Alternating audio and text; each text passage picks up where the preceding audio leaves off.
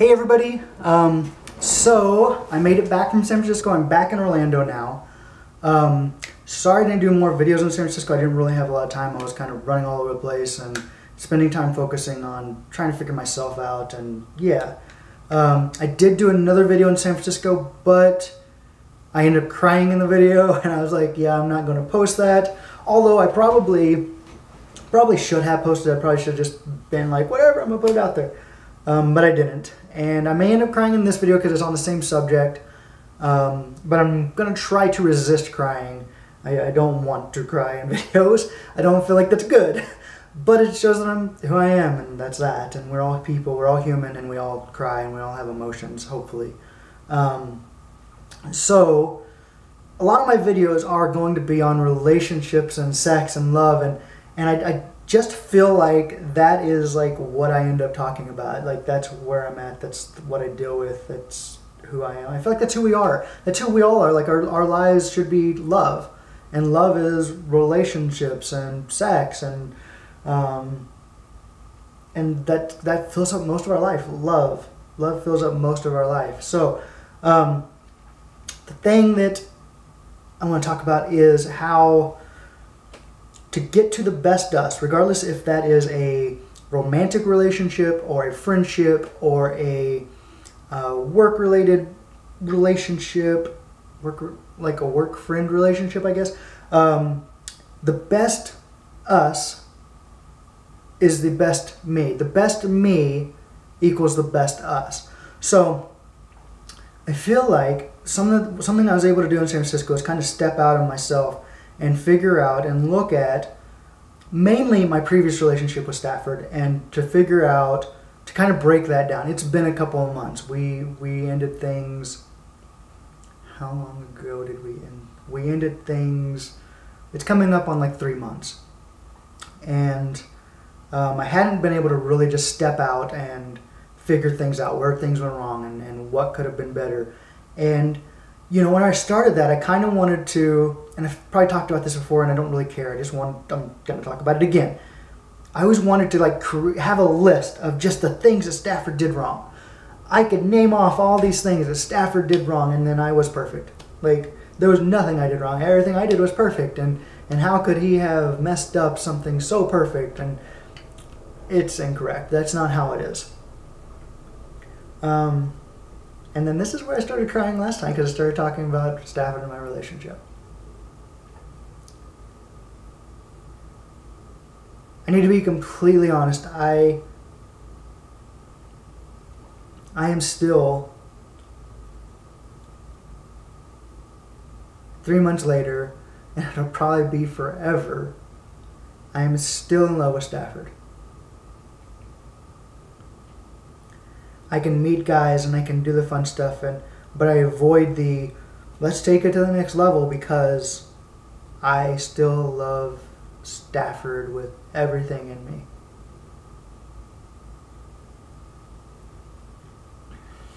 And cue the waterworks.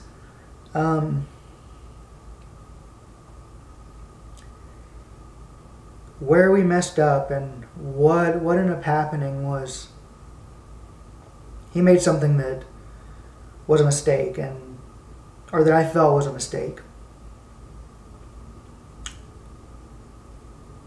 And he did this while I was traveling on my journey. People say cheat. He didn't cheat. He needed other things outside of a relationship, because I was not able to give those things to him because I was traveling. And I couldn't exactly stop my journey and just come home, which is what home is. Home is with the people you love. And home was always where Stafford was. Is.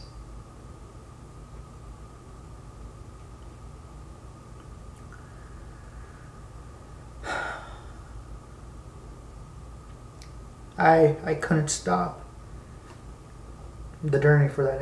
I was in that exact moment, I couldn't stop it as much as I wanted to, and so I couldn't give him everything he needed.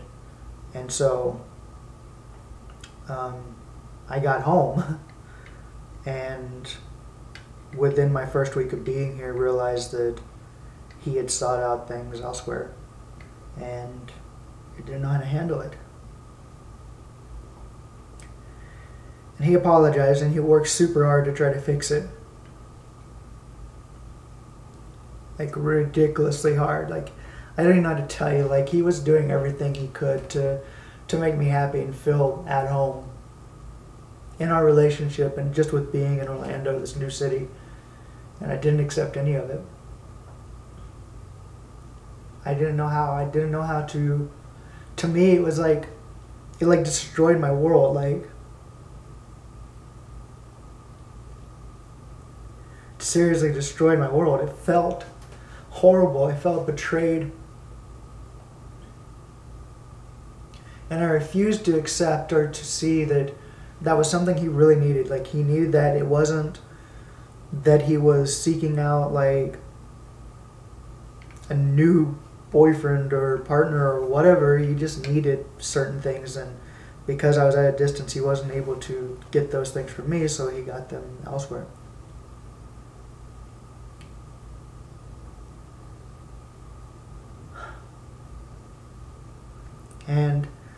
And instead of me saying that it was his physical needs being met, I fought it. I fought it hard. And I didn't forgive him, and I couldn't forgive him, and I pushed him away, and I kept on pushing him away to where he just couldn't handle it anymore. It became very stressful. Like I would take the smallest things that he did, these really small things, and I would not let it go because I loved him and I feared like losing him in everything that he did. Like anything he did wrong, I feared losing him. But I punished him and I was so hard on him. And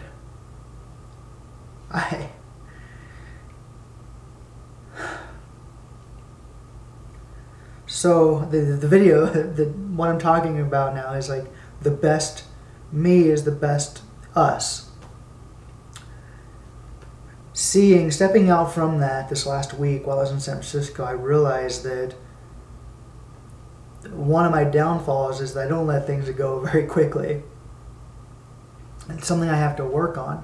And then I looked at it, and if I could have adjusted that, if I could have adjusted and stepped outside of that and let it go, I would have been a better me and we would have had a better us. But I didn't let anything go. I couldn't let anything go. I couldn't let the fact that he sought out other needs elsewhere, or sought out needs elsewhere, needs that I wouldn't have been able to meet. I wasn't here. I couldn't let that go, and in the long run, it destroyed our relationship.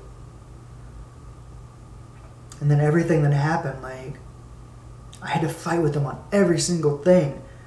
And it could be so small, and then that thing would grow, and like I would bitch and bitch and bitch at him. Could you imagine living with somebody that is such an asshole that they just bitch at you about everything you do?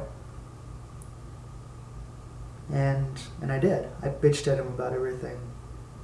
Until finally, I mean, multiple times throughout our relationship, he finally had enough.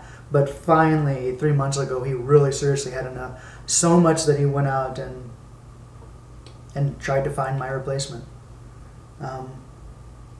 And it was something I can't control. I can't. It's not like you can't control someone else. The only thing you can control is you. And how you react to things or how you act on things. So I say, get to a better you. Get to the best you. If you want a great relationship, don't focus on the things that they did wrong. And if you can't forgive them or if you can't let it go, then you need to move on.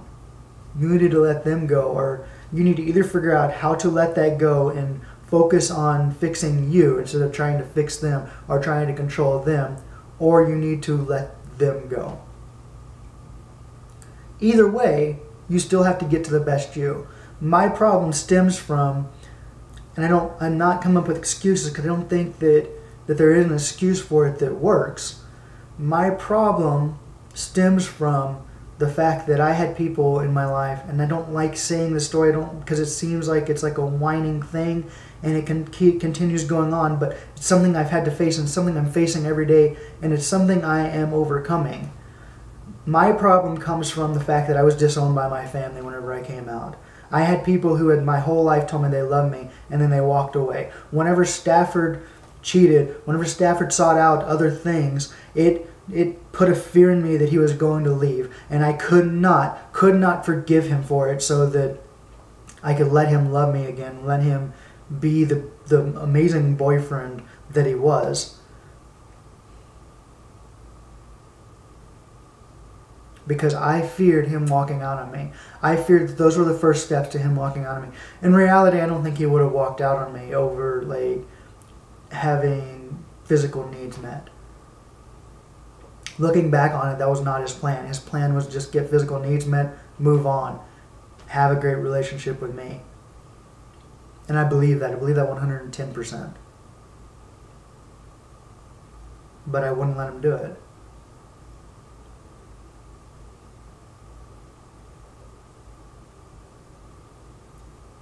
You have to get to the best you. You have to, if you want a great relationship, if you want great relationships, get over your past, let things go.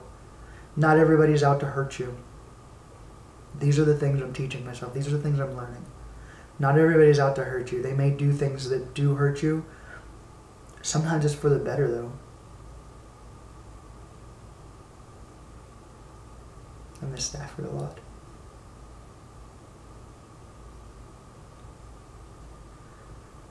I get to see him. I get to see him still, and I get to hang out with him and spend time with him. And that's something. I miss us. I miss us a lot.